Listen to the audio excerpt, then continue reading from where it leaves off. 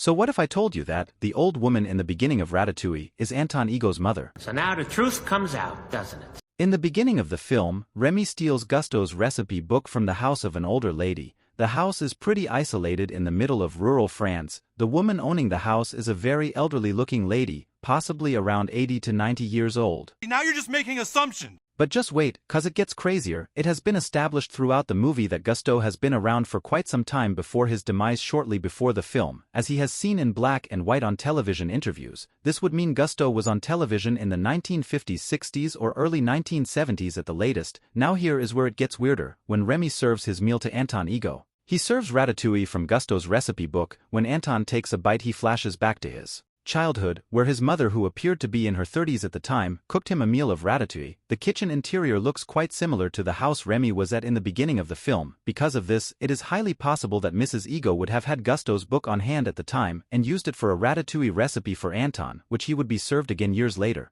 Given that Anton is most likely in his 50s at the time of the movie, this would mean he was a child in the 1960s or very late 1950s, meaning it is highly possible that the elderly woman in the beginning of the movie is an older Mrs. Ego. Oh, what?